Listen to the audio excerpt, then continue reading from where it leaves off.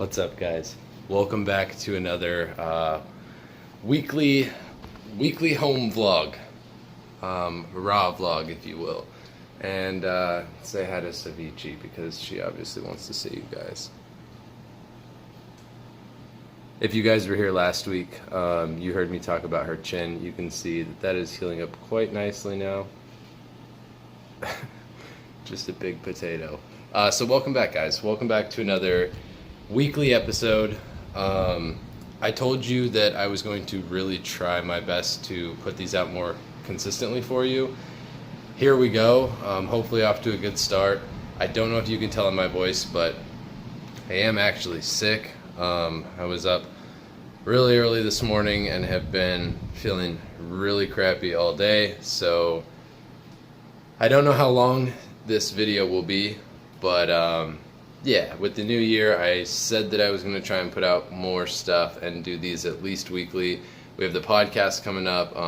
Still need to get around to that. More to tell you, we just haven't got to it yet. And yeah, hopefully you guys enjoy another little episode that I have for you today. You ready? I think we're ready. Let's go ahead and put this little kid down.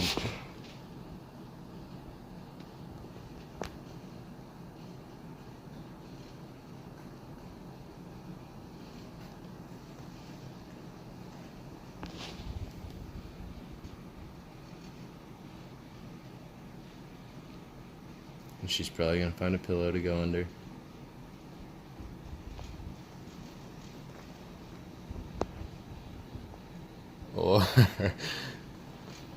Or not. Bye. They coming back? Nope. Alright, guys. So yeah, anyways, welcome back to the page.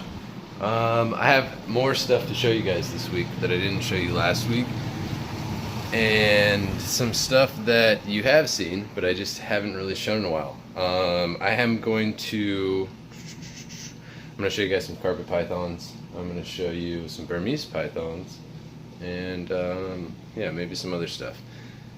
And a boyega that I didn't show you last week that I will show you this week because we decided to fix our problem. So on the Guanziensis enclosure, we had foamed everything, and we had foamed in a piece of cork.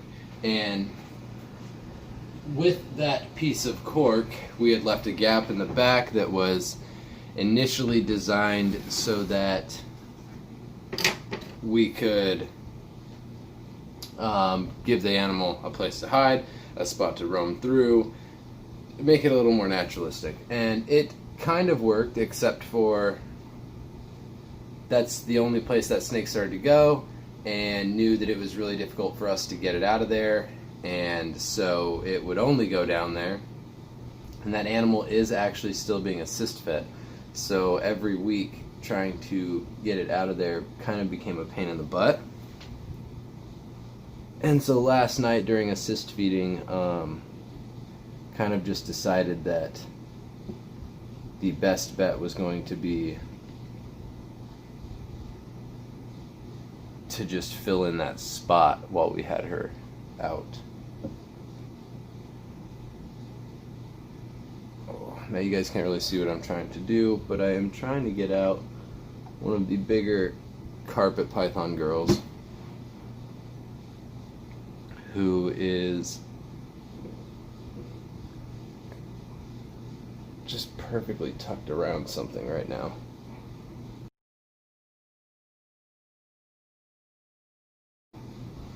Perfect, yes, come to me.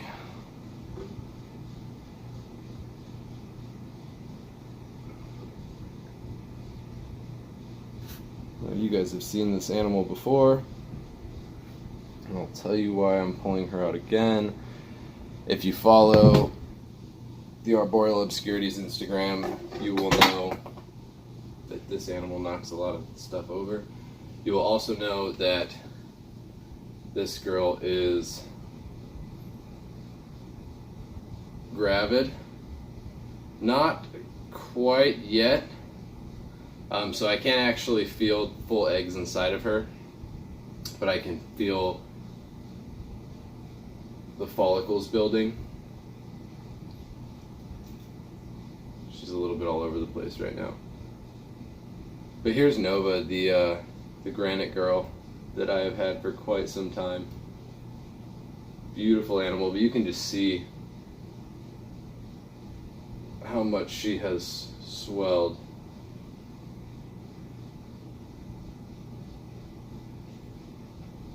And so actually what I'm doing is I'm pulling out the larger females. Khalifa is who I am expecting from. So I'm going to give, I don't do this with all the animals unless there's like a treatment need for it. But I am going to soak some of the larger snakes. I will soak chondros, carpets, especially some of the larger girls during ovulation, while they're building follicles, while they are developing eggs, before they lay eggs, while they're in shed, things like that. It just helps with the process for larger snakes. So I'm pulling Nova out and putting her into a soak, and then I'm going to pull out Zeus and Khalifa for you guys. And that's the only ones that will be soaking today. Khalifa's going a little haywire.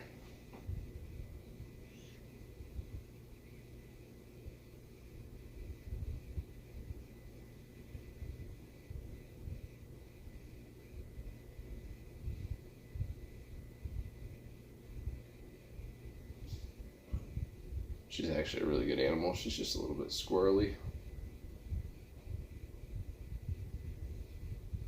And I've mentioned to you guys in other videos, she just doesn't see all that well.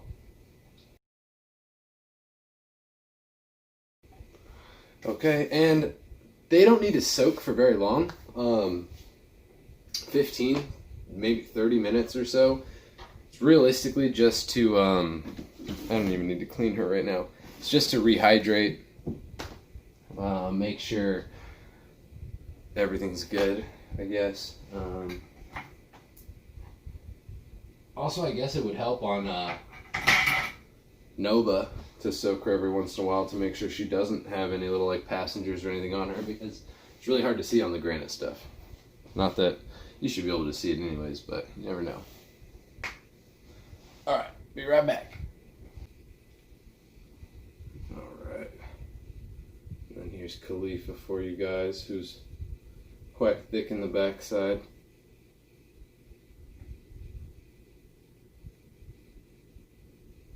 Again, for those of you guys who have been around, Nova and Khalifa I've had for a couple years now.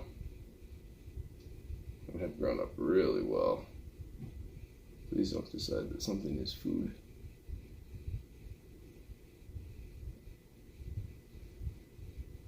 Beautiful jungle carpet. It's hard to get better than that in just like a natural occurring snake. There's a lot of pretty snakes, but just pattern wise, I mean, all your carpet pythons for that matter, but even more striking from a distance.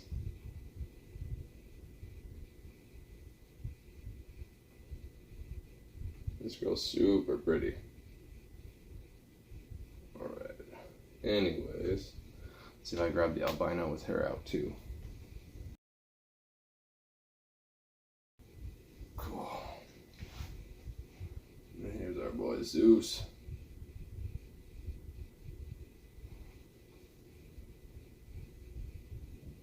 So these two are who we're expecting eggs from. And they'll just be Darwin Jungle crosses, 100% het albino, but I will breed some of that stuff back for more visual albino cross stuff. The plan is breeding for the highest contrast stuff, so there's a few other little projects, but I'll give you a better look at Zeus boy.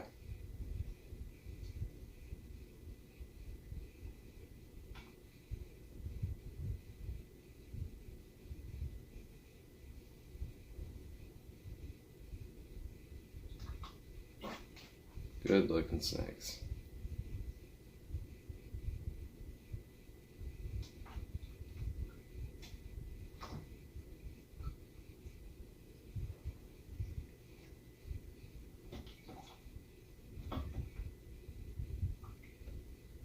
So I'm sure a lot of you guys who are on the page by now know this. Carpet pythons are Morelia spilota. Now they are subspecies into multiple categories, and they almost all come from Australia, other than your Papuan or Irian giant carpet python. This one right here is your jungle carpet python. This is going to be, and these come from your more Queensland area. This is your Darwin carpet python, which comes from the Darwin area. You have your Irian giant or your Papuan carpet pythons that come from the island of Papua. You have your inland carpet pythons. There are the Centralian Morelia bredli that get mistaken for and very similar to a carpet python. The diamond carpet python, your coastal carpet pythons. I'm sure I'm forgetting some. I think I might have got almost all of them. But there are quite a few different subspecies of carpet python. This one being Chenii, this one being Darwin or Variegata. So super cool snakes, Australian pythons. I love Australian pythons. I think carpet pythons, compared to olives and scrubs and everything else, there are a lot of really cool Australian pythons, your womas, your blackheads, water pythons, lots of cool stuff. I think carpet pythons are still highly underrated. Phenomenal pet snakes, very beautiful, very easy to work with, awesome feeders, get relatively large but not too big. Super good animals.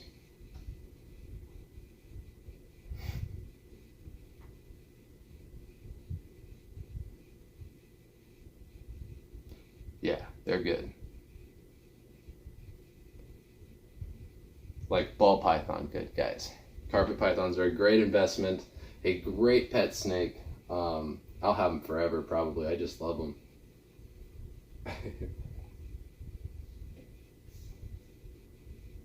All right, time to stick these guys in a soak. The Darwin does not like water.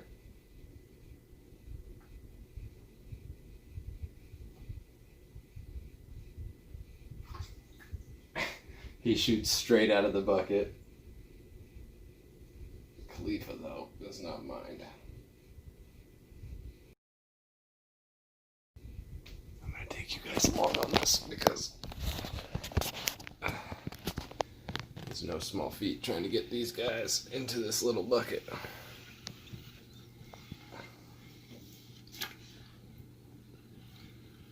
And there we go.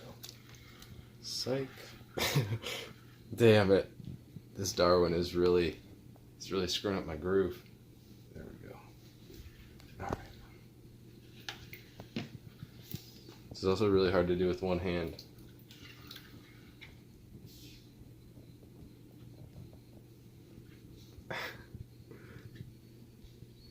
Alright, let's see.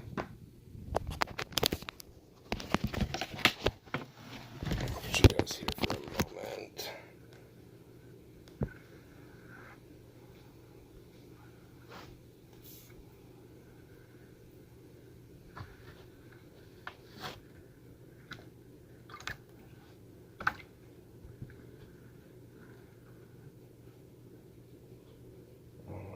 One, two. Almost.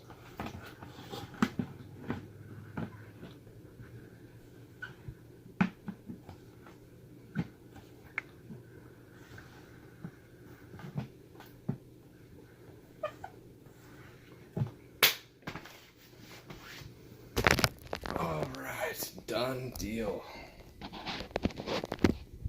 Okay. So now these guys are in a soak.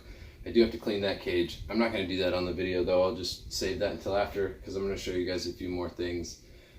I don't want this to be too long. I don't want to be on today's video for too long, to be honest with you guys, because I'm not feeling it. But I wanted to put something out still. So bear with me. A couple more things to show you guys and then I'm going to let you get out of here. So These guys do not need a change. However,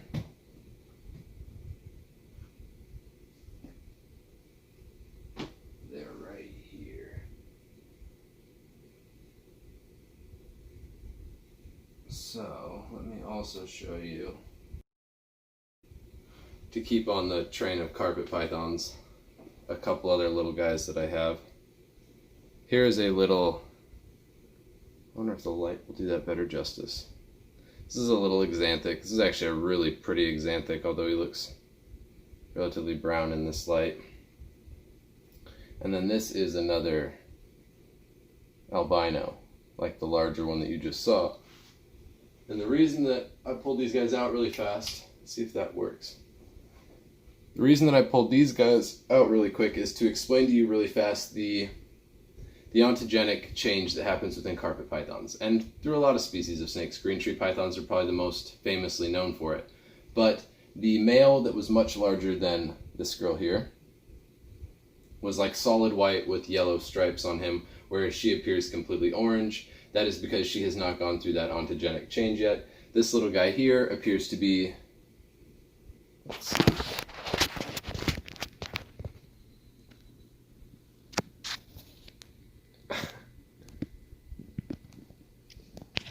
Well, he wants to be on the phone, but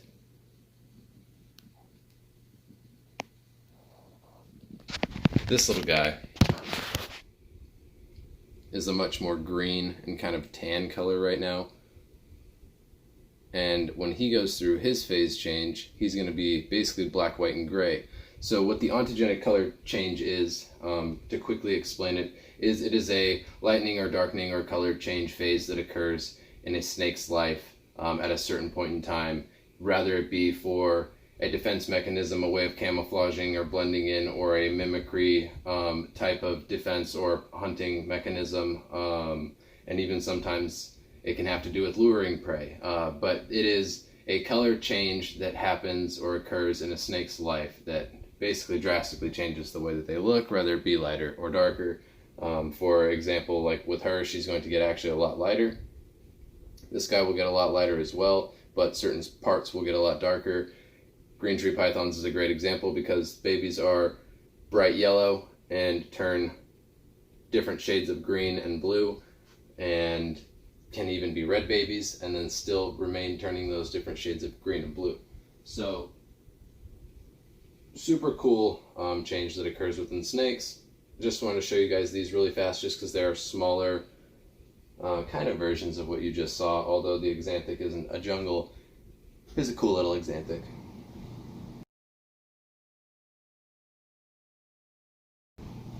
Now to piggyback the comment that I just made on the little axanthic not being a jungle,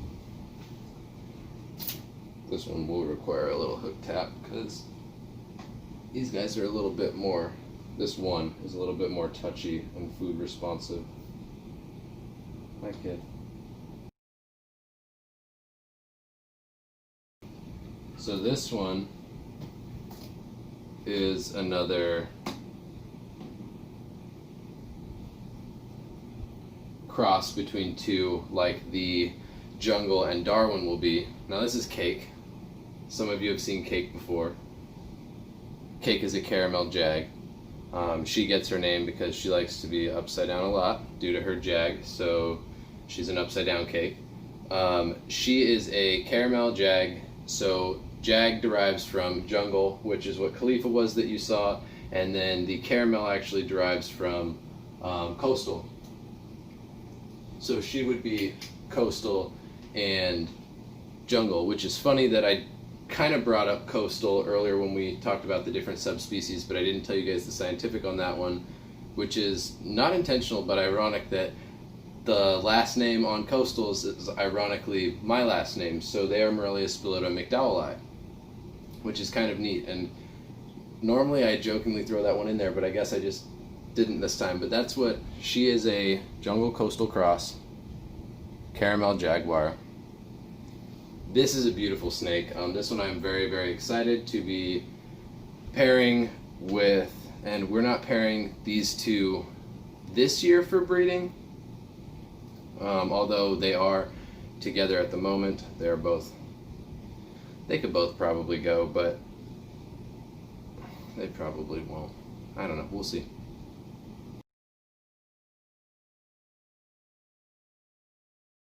This little guy doesn't take to handling quite as well. So I'm trying to get him off of a branch. Not a branch, a piece of plant. This is the one annoying part, I guess, about carpet pythons is they have very strong prehensile tails.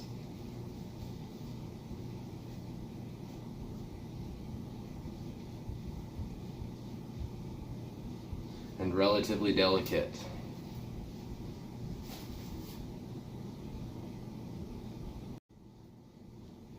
Okay. So this one is another little jungle. And this little guy, like I said, he does not like to be held as well, so he's doing the donut ring on me. But this little guy is a zebra jungle.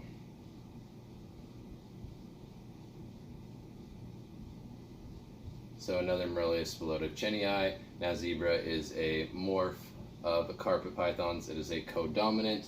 What codominant means is that you have a 50% chance of passing that genetic trait visually onto the offspring. Their bloodline will carry it. So he's a cool little guy. The jaguar gene is also codominant, and so is the caramel gene. So these two paired together have a really cool chance of producing some really sweet looking stuff, like a caramel zebra jaguar. So that's this little guy. Just another carpet I wanted to show you guys really quick.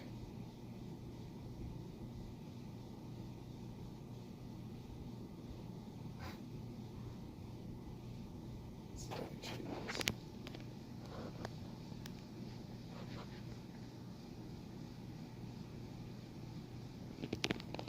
She almost came all the way up. Alright, let me put these guys away. Okay. Those guys are done. Couple more snakes to show you guys.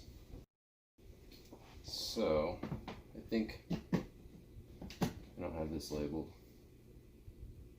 but I think this is the snake I want to show you. We just moved, guys, so changing things, moving things around. Yeah, okay.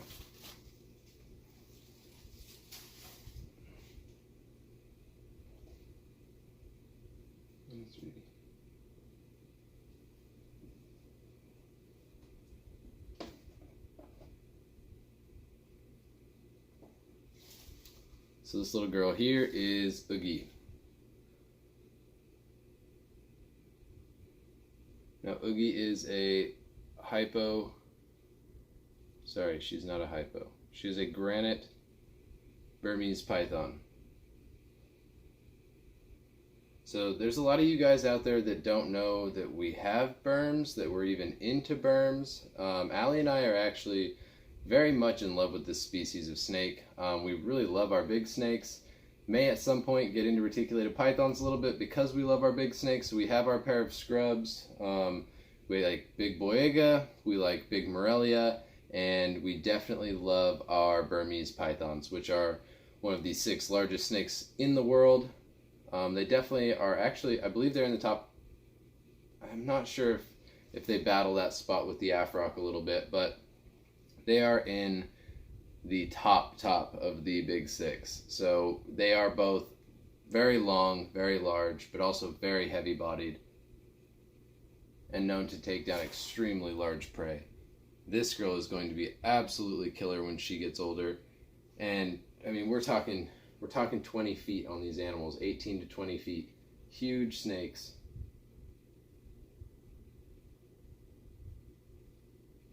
So Oogie is super cool, definitely one I wanted to share with you guys.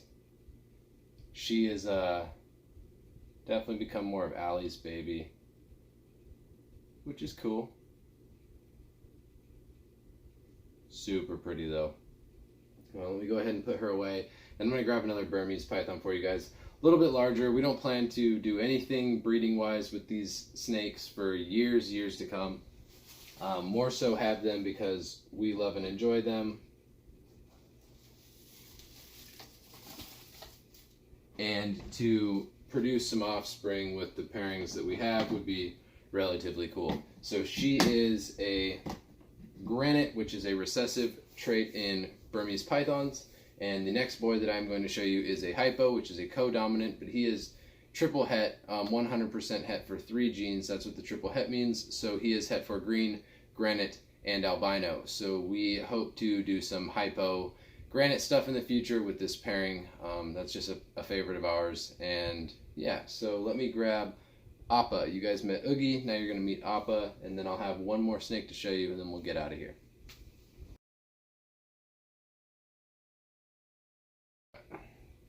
This boy's a lot more vocal than Oogie is. But this is my boy Appa.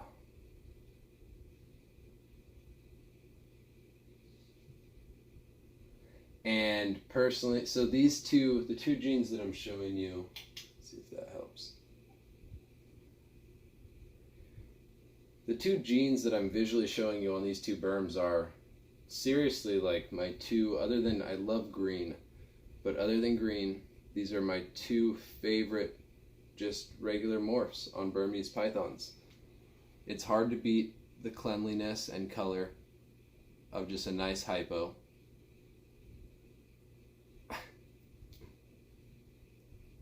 This is how we socialize. And then same thing with the granite. And in the granite you get a lot of that like reduced pattern, fading, blotching that happens, which is super cool. And then when you put hypo into it, you really just lighten up the color of that granite. And it's a really cool snake.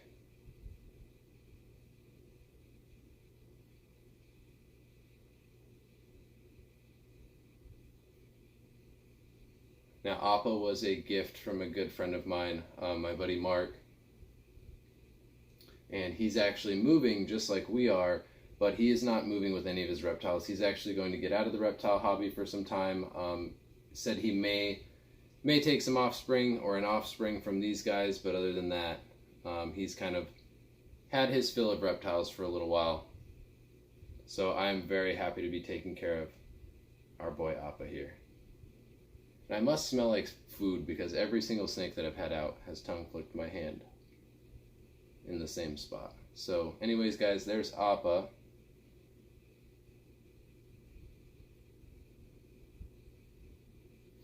And I realized that I just decided, and I'm sorry, I even told someone in the comments on the last video that I was going to show a boiga, and I told you guys at the beginning of this video that I was going to show a boiga that I didn't show last week. I just realized that we just fed all the babies last night, which is the reason I'm not showing you the other ones like the Sania. So I'm actually not going to take that animal out. You saw the clip I threw up of it last week. It was the Guanziensis. That's the snake that I'm going to show you guys. However, I also don't want to pull it out while it's digesting, and it's got a good sized belly on it. I ate 3 pinky mice last night. That's a topic for another video because there's a lot of people out there that I think are afraid to feed their snakes, and I have a few things to say about that, but we'll save that for a different video. We're going to end today's little episode hanging out with our boy Appa here. I kind of just decided that I'm going to keep him out, and we're going to go hang for a little while and roughly edit this video for you guys. So I hope you guys enjoyed another little raw vlog, if you will. Like I said, these are, they're rough cut little videos, but they're just to put out some consistency, some content, tell you guys what we're up to. I wish that I weren't sick and that I felt better. I would have a lot more energy for you. So I promise next week we'll be rolling on a different pair of wheels. But until then, I love you guys. Thanks for tuning in to another little vlog. And I will catch you guys next week if I don't see you before then. Hopefully I feel better. Hopefully you guys are all feeling all right. Stay safe out there, and I'll see you on another episode. Peace. That feels good!